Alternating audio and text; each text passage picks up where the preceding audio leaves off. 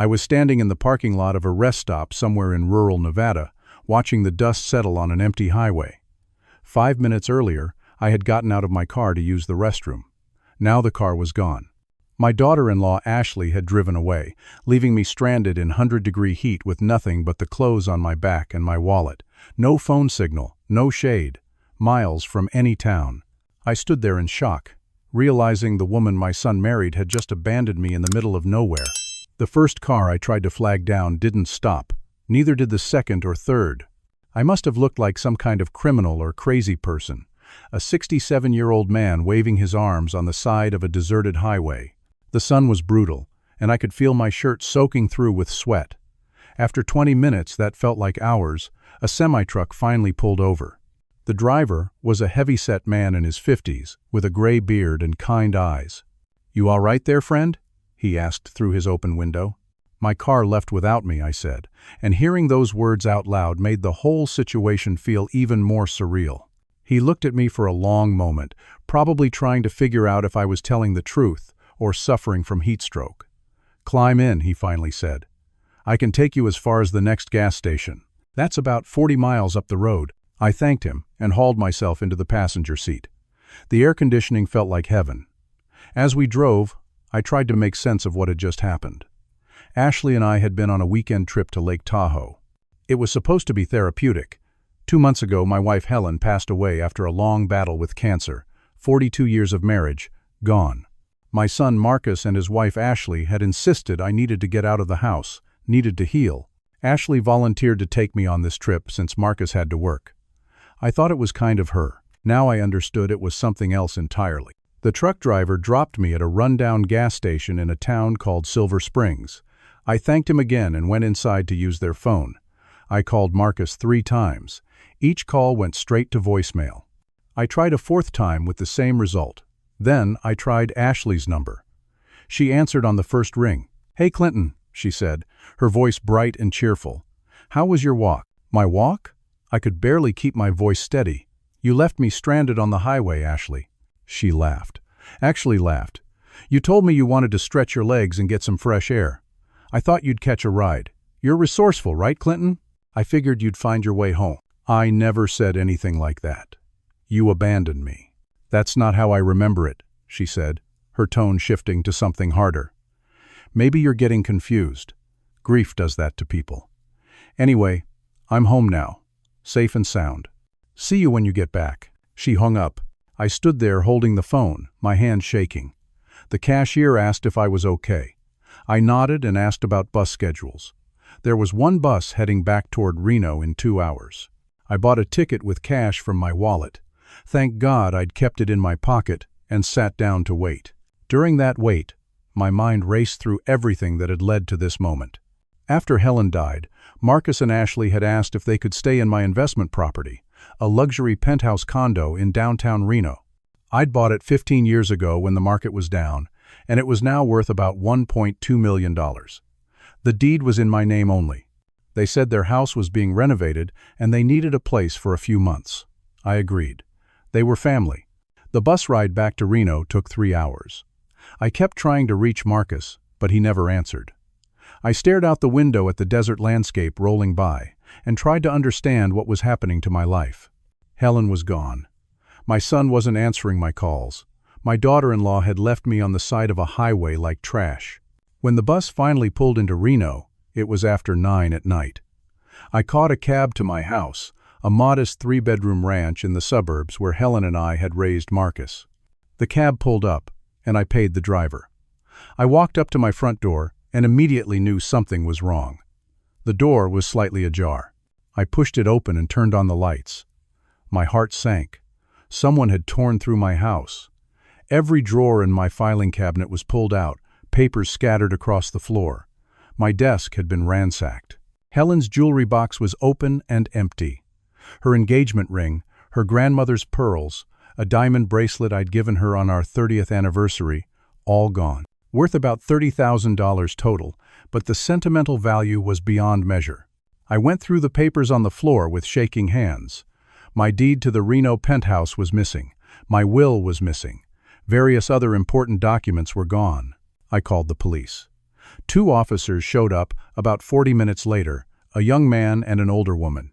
They took a report, asked questions, looked around.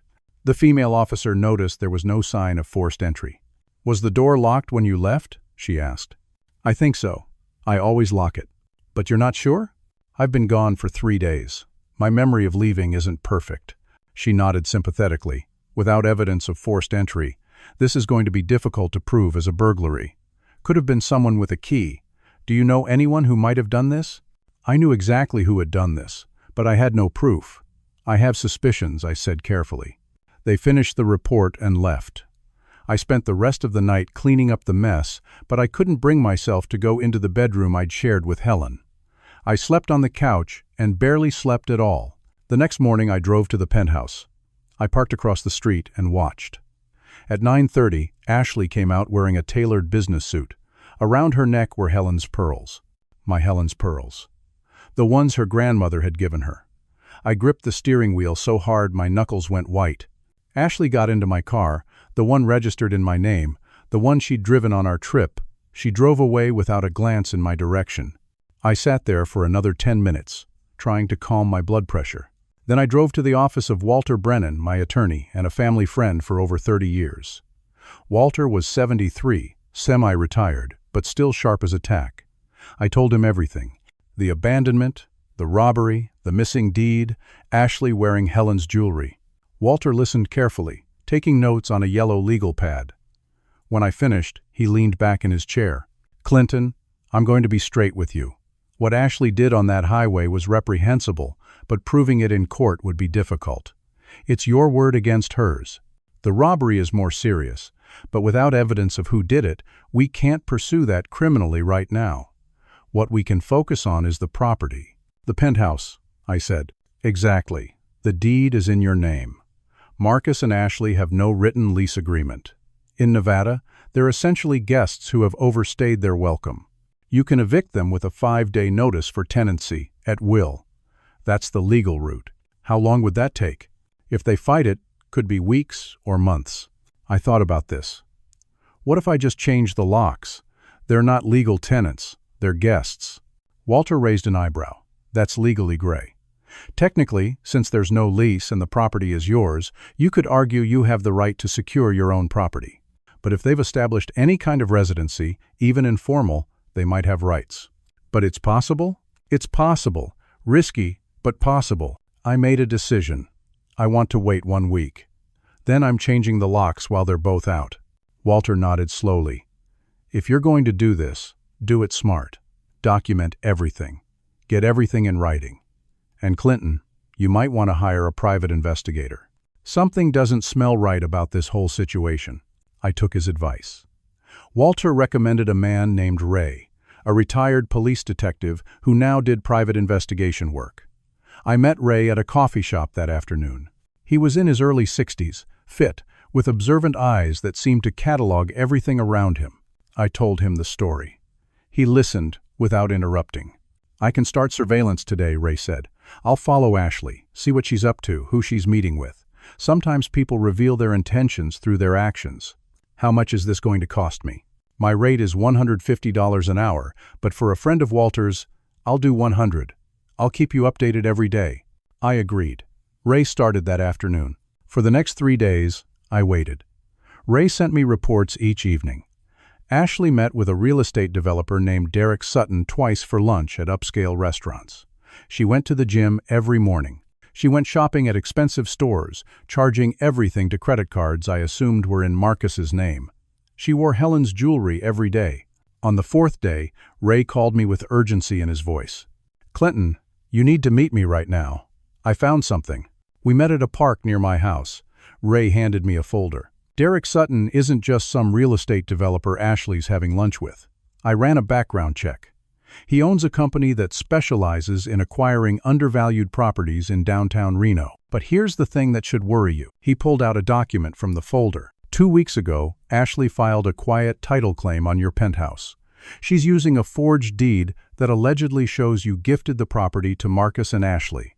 The signature is clearly forged, and the notary who supposedly witnessed it doesn't exist in any Nevada registry I can find. If you don't respond to this claim within 30 days, the property could transfer to them by default judgment. I stared at the document. The forged signature looked nothing like mine. This is fraud. Absolutely. And it gets worse. I did some more digging into Derek Sutton. Ray pulled out more papers. He has a sister named Ashley Renee Sutton. I have a photo. He showed me a driver's license photo. It was my daughter-in-law. Ashley and Derek are brother and sister, Ray continued. And they've done this before. 3 years ago in Phoenix, Ashley married an elderly widower. She convinced him to put her on property deeds, then filed for divorce, and walked away with $200,000 in a settlement. Before that, in Sacramento, she was engaged to a man whose mother owned a commercial building.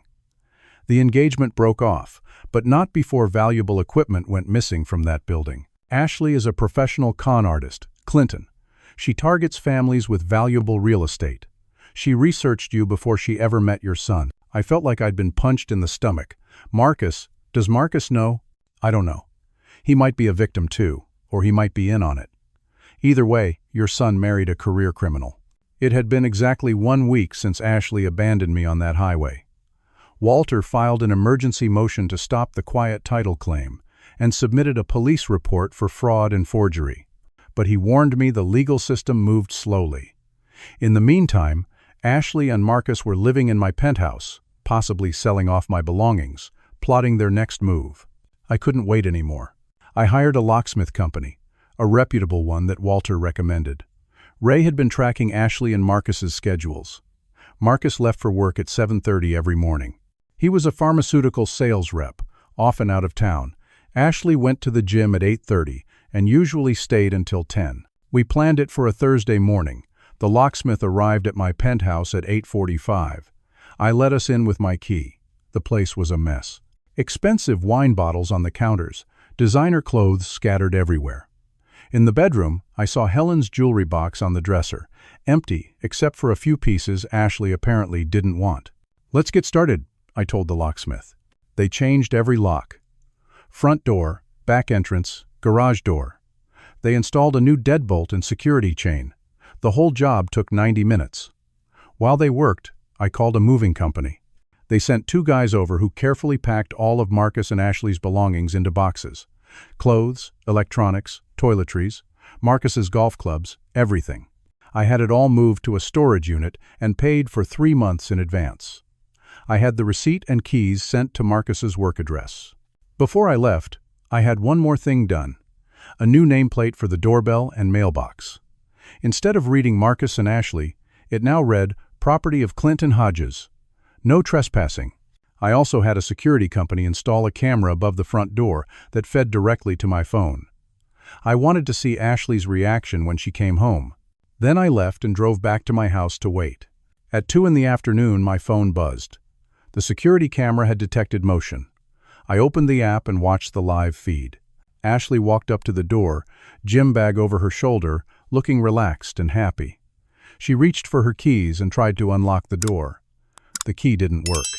She tried again, jiggling it. Nothing. She looked confused, then annoyed. She tried a third time, then started pounding on the door. "Hello? Is anyone in there?" Her voice came through the camera's audio feed. She pulled out her phone and called someone. I assumed it was Marcus. "The locks are changed," she said, her voice rising. "I can't get in." Someone changed the locks. She paced back and forth, listening to whatever Marcus was telling her. Then she hung up and called someone else. A locksmith, I guessed. She made 3 calls. I watched as 3 different locksmiths showed up over the next 2 hours. Each one looked at the new nameplate, asked her for proof of ownership, and when she couldn't provide it, refused to change the locks. By 5 in the evening, Marcus arrived. I watched as he and Ashley argued on the doorstep. Their voices were muffled through the camera, but their body language told the story. Ashley was furious, gesturing wildly. Marcus looked confused and angry. Then Marcus went to his car and came back with a crowbar. My jaw dropped. I watched in disbelief as my son used the crowbar to break the door handle and force his way into the penthouse. He had just committed breaking and entering on camera. They went inside. 15 minutes later, they emerged with suitcases. They must have found some clothes my movers missed. As they loaded the car, I saw Ashley hand Marcus a folder. He opened it and read something. His face went pale. Ashley was pointing at the folder, speaking urgently. I couldn't read lips well enough to make out everything, but I caught your father, and not much time. Marcus looked devastated. They got in the car and drove away quickly. I immediately called the police and reported the break-in. I had video evidence. The officers came, filed a report, and issued a warrant for Marcus's arrest for breaking and entering. But that evening, Walter called with news that made the break-in seem minor. Clinton, Ashley has filed a restraining order against you. She's claiming you've been harassing and threatening her. She says you have dementia and are mentally unstable following Helen's death. That's insane. I don't have dementia, I know. But she's filed documents with the court, including a letter allegedly from your doctor saying you've been diagnosed with early-stage Alzheimer's and are not competent to manage your affairs. She's petitioning the court to have Marcus appointed as your legal guardian and conservator. If she succeeds, Marcus would have control over all your assets, including the penthouse. I felt the room spin. My doctor never wrote that letter. I've never been diagnosed with Alzheimer's. I believe you. We'll need your doctor to testify to that. The hearing is in 12 days. Clinton, this is serious. We need to prepare. I spent the next morning at my doctor's office. Dr. Patricia Monroe had been my physician for 20 years. She was appalled when I showed her the forged letter. This is completely fabricated, she said. I never wrote this. You've never shown any signs of cognitive decline. Your last physical was 3 months ago, and you were sharp as ever. Will you testify to that in court? Absolutely. I'll write a letter today stating you're mentally competent, and I'll appear at the hearing if needed. That was one small victory, but Walter warned me the fight was just beginning. Ashley had hired an aggressive attorney. The stakes were my entire life, my assets, my freedom to make my own decisions. 3 days before the hearing, Marcus finally called me. It was the first time we'd spoken since before the Lake Tahoe trip. Dad, we need to talk. His voice sounded strained, tired. I agreed to meet him at a diner downtown, neutral ground. When I arrived, I almost didn't recognize my son. He'd lost weight. Dark circles hung under his eyes. He looked 10 years older than the last time I'd seen him. We sat down across from each other in a booth. For a long moment, neither of us spoke. Dad, I'm sorry, he finally said, about the highway. Ashley told me it was a misunderstanding, but I know that's not true. I know what she did. I felt a surge of hope. Maybe Marcus was coming to his senses. Son, Ashley is not who you think she is. She's a con artist. She and her brother Derek have done this before to other families. She targeted you because I have valuable property. Marcus shook his head, looking down at the table.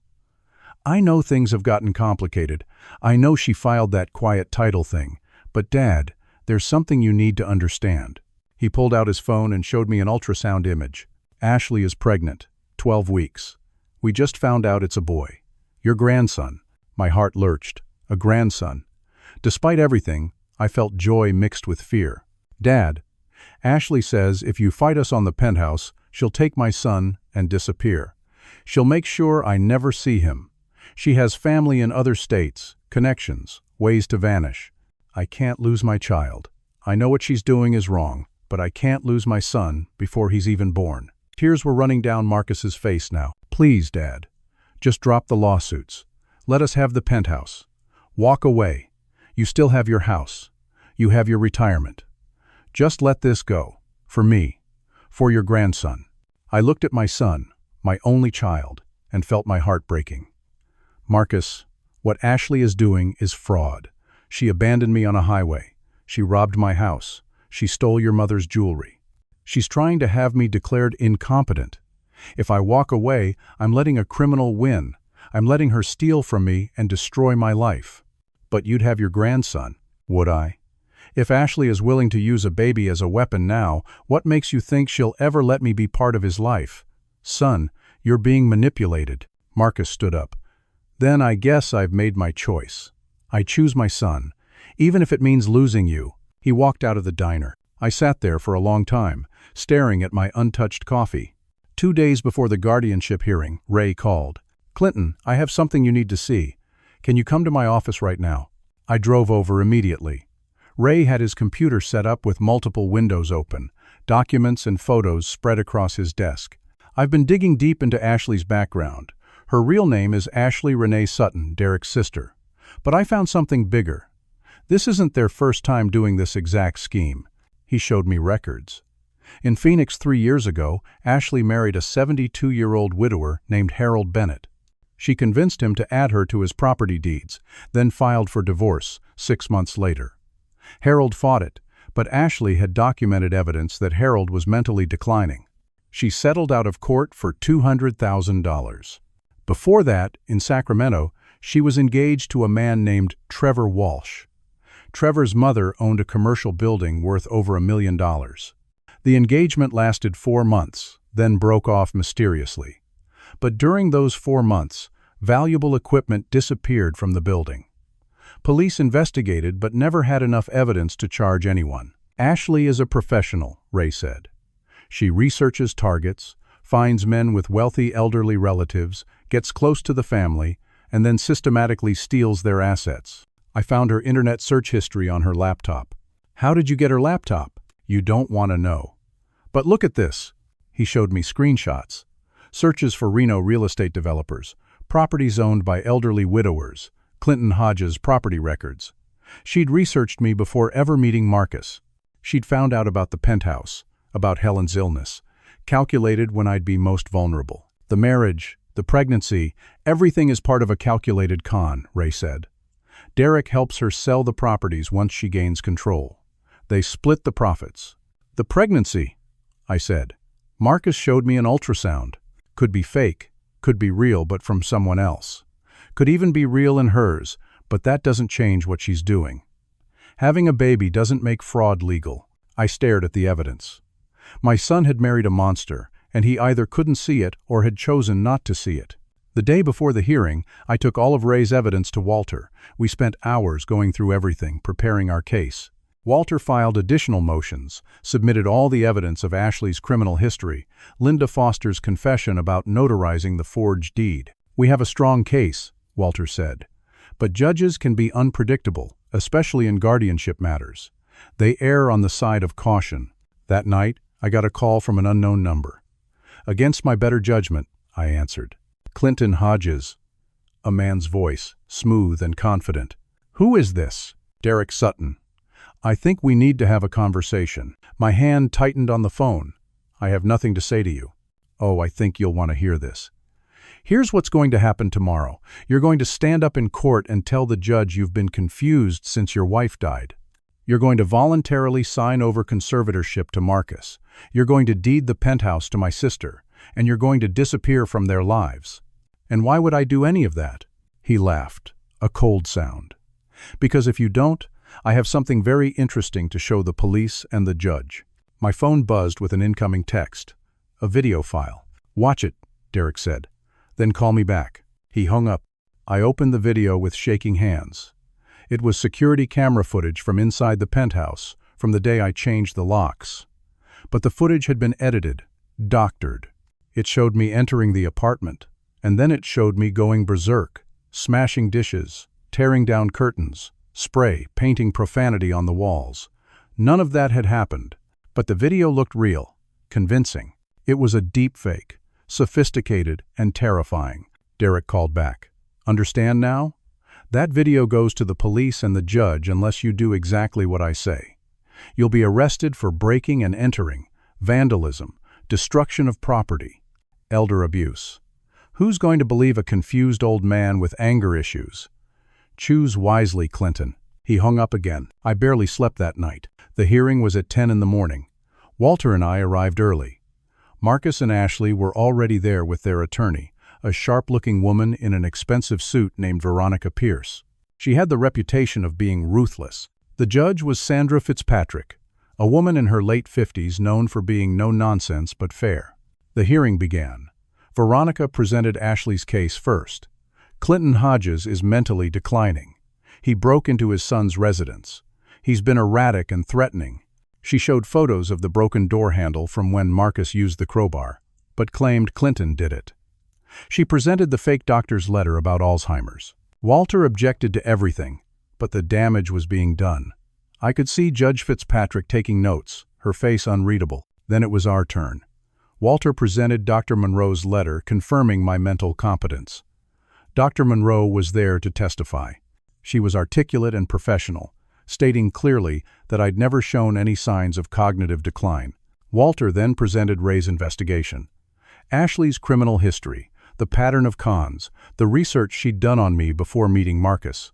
This should have been the turning point. But Veronica objected. She argued the evidence was obtained illegally, that Ray had hacked into private databases. Ray tried to explain his methods were legal, but he couldn't reveal all his sources without compromising other clients. Judge Fitzpatrick looked skeptical. Then Veronica played her trump card, the doctored video. The courtroom went silent as everyone watched me apparently vandalizing the penthouse. Walter jumped up, objecting, saying the video was fabricated. But proving a deepfake is extremely difficult without a forensic expert, and we hadn't been prepared for this. Judge Fitzpatrick watched the video twice. Her expression hardened. "Mr. Brennan, do you have evidence this video is fake?" "Your Honor, we believe it's been digitally manipulated, but we need time to have it analyzed by an expert."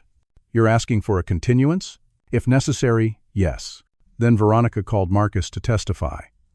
My son walked to the stand. He was sworn in. I looked at him, trying to catch his eye, but he wouldn't look at me. "Mr. Hodges," Veronica began, "can you describe your father's behavior over the past few months?" Marcus took a breath. "My father has been increasingly paranoid and aggressive since my mother died. He's made wild accusations about my wife. He's threatened her. He broke into our home." "Our home?" Veronica emphasized. "You consider the penthouse your home?" "Yes. My father gifted it to us." "And do you believe your father is mentally competent to manage his affairs?" Marcus was silent for a long moment. Then he said quietly, "No, I think he needs help. Professional care. I think the grief has broken something in him." I felt like I'd been stabbed. My own son was lying on the stand, destroying me. Judge Fitzpatrick called a recess. Walter and I sat in the hallway. "This isn't going well," Walter admitted. "The video is damaging and Marcus's testimony is devastating. But we haven't presented Linda Foster yet. Her testimony about the forged deed could change everything." We went back in. Walter called Linda Foster to the stand. Linda was nervous, but she told the truth. Derek Sutton had paid her $5,000 to notarize a forged deed. She'd never seen me. She'd never witnessed me sign anything.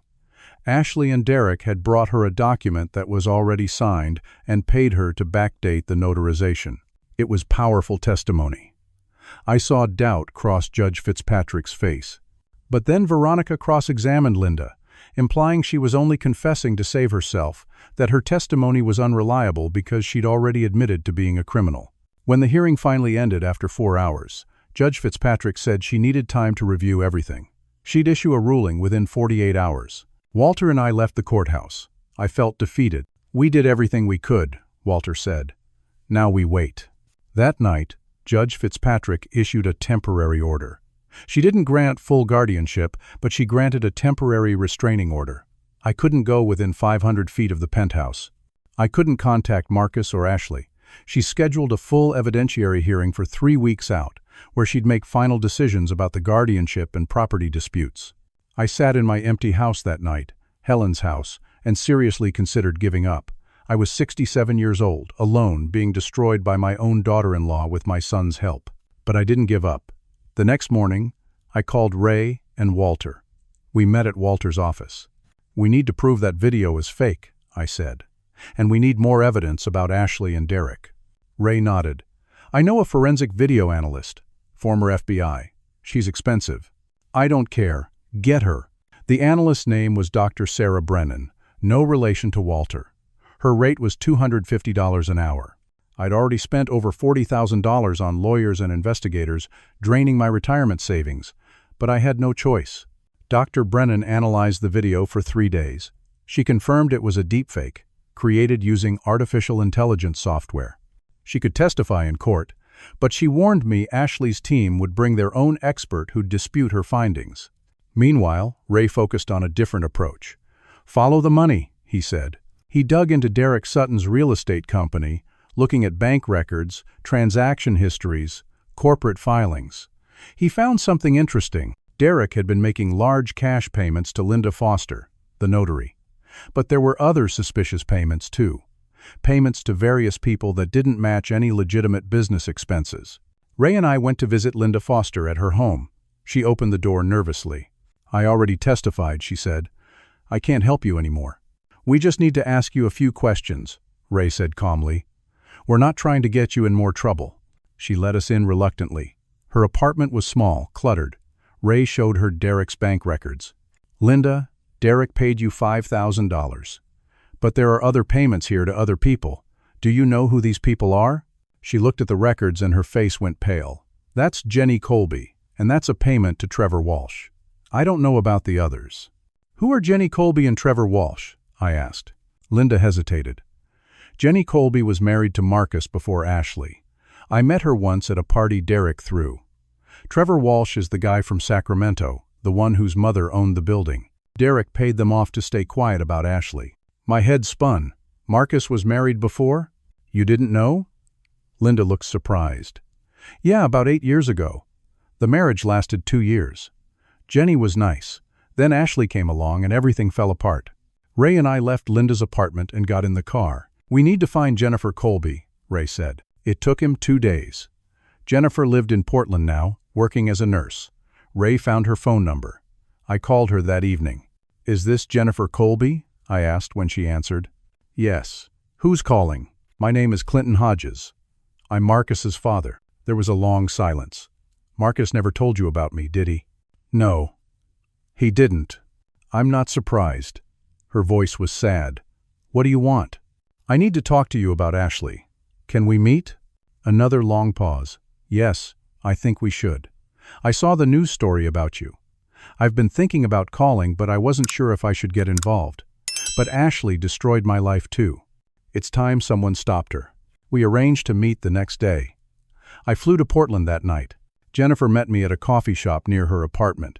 She was 38, looked tired but kind. We sat down, and she told me her story. She'd married Marcus 8 years ago. They were happy at first. Then Marcus met Ashley at a pharmaceutical conference. Ashley pursued him aggressively. Jennifer noticed Marcus becoming distant, secretive. Money started disappearing from their joint account. Jennifer's credit cards were maxed out with purchases she never made. Personal items went missing from their house. Jennifer confronted Marcus. He denied everything, said she was being paranoid. The marriage fell apart. They divorced. But here's what destroyed Jennifer. In the divorce, Marcus had presented evidence that Jennifer had been spending recklessly, hiding money, running up debt. Jennifer lost almost everything in the settlement. She always suspected Ashley had fabricated that evidence, but she had no proof and no money to fight. After the divorce, Jennifer moved to Portland to start over. She'd been rebuilding her life for 6 years. "But when I saw the news story about you and Ashley," Jennifer said, "I recognized the same pattern, the same tactics. She's doing to you what she did to me." Jennifer had kept records from her marriage. Bank statements, emails, text messages. She showed me email exchanges where Ashley, using a fake email address, had contacted Marcus's employer claiming Jennifer was mentally unstable and stalking Marcus. "Ashley uses the same playbook every time," Jennifer said. "Isolate the target, create false evidence, manipulate everyone around them. I lost my marriage, my money, my reputation, but you have something I didn't. You have resources to fight back." Jennifer gave me copies of everything. Bank records showing the suspicious charges. Emails proving Ashley had been manipulating Marcus during their marriage. Most importantly, Jennifer's divorce attorney had hired a private investigator who discovered Ashley was living under a fake name when she met Marcus. The investigator found Ashley's real identity, Ashley Renee Sutton, and her connection to Derek. "My attorney tried to use this in the divorce," Jennifer said, "but the judge didn't allow it because it wasn't directly relevant to the marriage dissolution. But it's relevant now." I flew back to Reno with Jennifer's evidence. Walter was stunned when he saw everything. "This changes the entire case," he said. "We can show a pattern of behavior. We can prove Ashley has done this before. We can demonstrate this is a calculated, long-term con." Walter prepared a massive new filing for the court. He also contacted the district attorney's office. With all the evidence we'd gathered, Linda Foster's confession, Jennifer's testimony, the pattern of fraud, The DA was interested in prosecuting Ashley and Derek. 3 days before the final hearing, I decided to do something risky. I went to Marcus's workplace. I knew he worked in an office building downtown. I waited in the parking lot until I saw him come out for lunch. "Marcus," I called. He stopped, turned. "Dad, you're violating the restraining order." "I know. I'll leave in a minute. But first, you need to know something. I know about Jennifer. I know about Ashley's real identity. I know everything." Marcus's face went white. "Jennifer? How do you know about Jennifer?" "She told me. She told me what Ashley did to her, how Ashley manipulated you during your first marriage. Son, Ashley is a con artist. She's done this to other families. She targeted you because I had valuable property. She researched me before she ever met you." Marcus shook his head. "You're lying. Ashley loves me. We're having a baby." "Are you sure? Have you actually been to doctor's appointments with her? Have you seen real ultrasound photos from a real doctor? Or just pictures she's shown you on her phone?" I saw doubt flicker across Marcus's face. I handed him a folder. "Read this. Everything is in here. Jennifer's testimony, Ashley's real name, the other families she's conned, her brother Derek's involvement. If you still want to stand by her after you've read this, I'll accept it. But you deserve to know the truth about who you married." Marcus took the folder but didn't open it. "Dad, even if some of this is true, I can't leave her. She's pregnant with my son." "Is she? Or is that another lie?" I walked away, leaving Marcus standing in the parking lot holding the folder. The day of the final hearing arrived. The courtroom was packed. Clinton and Walter sat on one side. Marcus, Ashley, and Veronica Pierce sat on the other. Derek Sutton was in the gallery, watching everything. Judge Fitzpatrick entered. Everyone stood. The hearing lasted 4 hours. Walter methodically presented all our evidence. Linda Foster testified about being paid to notarize the forged deed. Jennifer Colby testified about Ashley's pattern of behavior during her marriage to Marcus, about the manipulation and fraud. Dr. Monroe testified, "I was mentally competent." Dr. Brennan testified the vandalism video was a deepfake. Ray presented documented proof of Ashley's previous cons in Phoenix and Sacramento. He showed the court Ashley's internet searches, proving she'd researched me before meeting Marcus. It was overwhelming evidence. When it was Ashley's turn, something unexpected happened. Veronica Pierce stood up. "Your Honor, I need to withdraw from this case." Judge Fitzpatrick looked shocked. "Excuse me? I've just learned my client may have misrepresented material facts to me. I cannot ethically continue representation." Veronica Pierce gathered her things and walked out of the courtroom. Ashley sat there, her face red with anger. Judge Fitzpatrick asked Ashley if she wanted to continue representing herself or request a continuance. Ashley, flustered, chose to testify herself. It was a disaster for her. Ashley took the stand and lied repeatedly. She claimed the deed was legitimately gifted. She claimed she had documentation about my Alzheimer's but couldn't produce the actual doctor. She claimed I'd vandalized the property. But when Walter pressed her on the deepfake evidence, she became hostile and contradicted herself multiple times.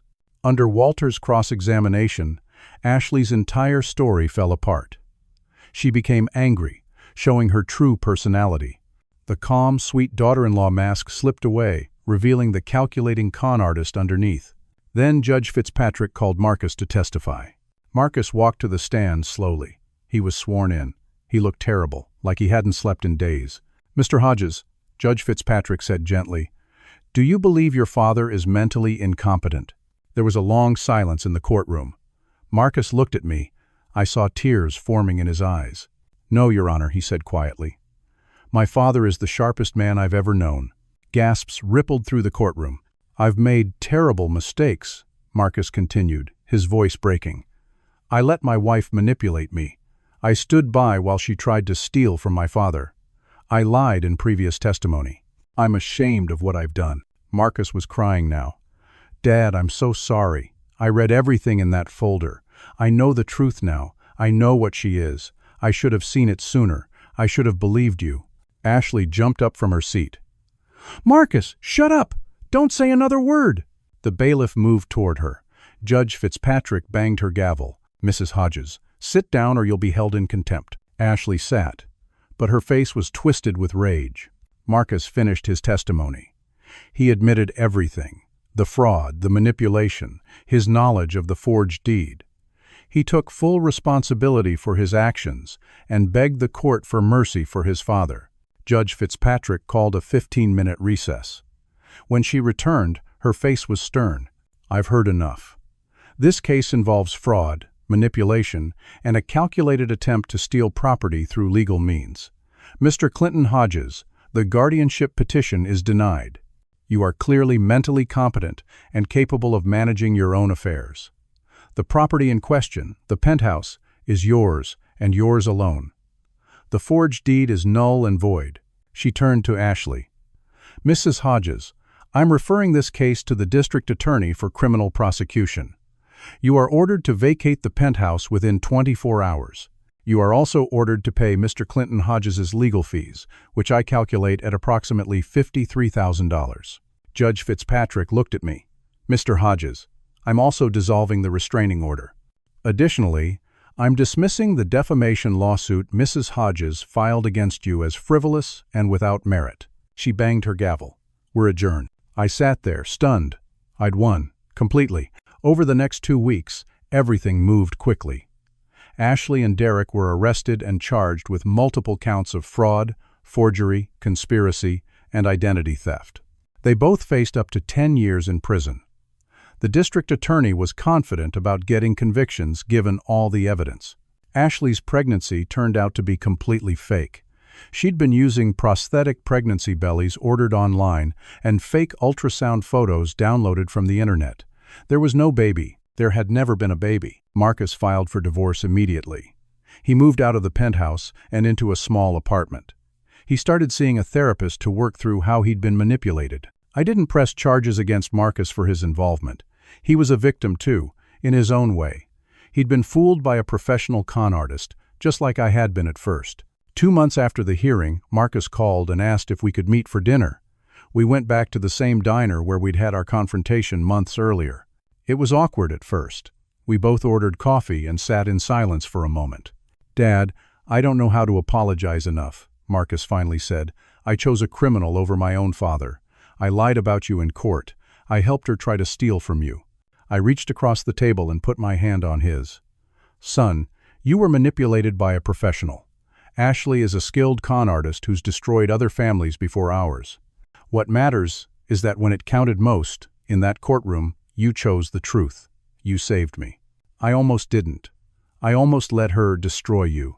But you didn't. You read that folder I gave you. You saw the truth and you chose to act on it. That took courage." We talked for 2 hours that night. Marcus told me everything.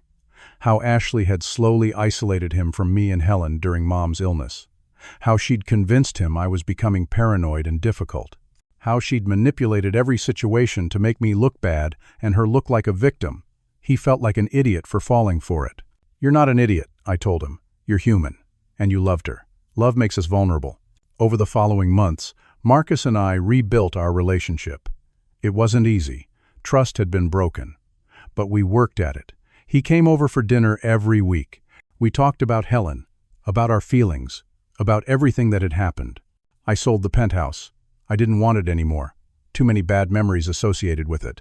The property sold for $1.3 million. I used some of the money to pay back all the legal fees and investigation costs. I put some in a trust fund for Marcus to help him rebuild his life after the divorce. The rest I donated to organizations that help prevent elder abuse and financial exploitation. 6 months after the final hearing, Ashley and Derek went to trial. They were both convicted on all counts. Ashley got 8 years in prison. Derek got 10. They'd have to pay restitution to all their victims, including me and the families they'd conned before. Jennifer Colby came to the sentencing. Afterward, we had coffee together. She looked lighter, like a weight had been lifted. "Thank you for reaching out to me," she said. "I'd been carrying this for 6 years, thinking I was alone, thinking no one would believe me. Seeing Ashley convicted, seeing justice happen, it helped me heal." "Thank you for being brave enough to testify," I told her. "You saved me and Marcus both." Looking back on everything, I learned lessons I'll carry for the rest of my life. I learned that grief makes you vulnerable in ways you don't expect. After Helen died, I was lonely, sad, desperate for family connection. Ashley saw that vulnerability and exploited it, But I also learned I was stronger than I thought. At 67 years old, when many people would have given up, I fought back. I hired investigators, I gathered evidence, I stood up in court and defended myself against people half my age who were trying to steal everything from me. I learned that family isn't just about blood. It's about integrity and truth and standing up for what's right, even when it's painful.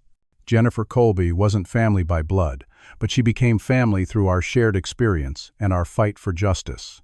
I learned that real love, the kind of love between a parent and child, can survive even the darkest betrayals if both people choose truth and healing. Marcus made terrible mistakes, but he also made the hardest choice of his life when he told the truth on that witness stand. Most importantly, I learned that giving up is never the answer. There were so many moments when I could have quit. When Ashley left me on that highway, when I found my house robbed, when Marcus testified against me, when I sat alone in my house after that first hearing, feeling defeated and broken. But I didn't quit. I kept fighting, and in the end, justice prevailed. 1 year after everything ended, Marcus came over for Sunday dinner. We were sitting in the backyard, the same yard where Helen used to garden, and Marcus told me something that made my heart swell with hope. "Dad, I met someone. Her name is Laura. She's a teacher. We met at a support group for people who've been through difficult divorces. She's kind and honest and real, nothing like Ashley. I'm taking things slow this time, but I'd like you to meet her." "I'd love that, son," I said. "I'd love that." We sat there in the evening light, father and son, and I felt Helen's presence. I felt her approval. She'd be proud of how I fought for our family. She'd be proud that Marcus found his way back to the truth. The story of Ashley and what she did to our family became something of a cautionary tale in our community. Other families reached out to me, sharing similar stories of being conned by people they'd trusted. I started speaking at senior centers about financial exploitation and elder abuse.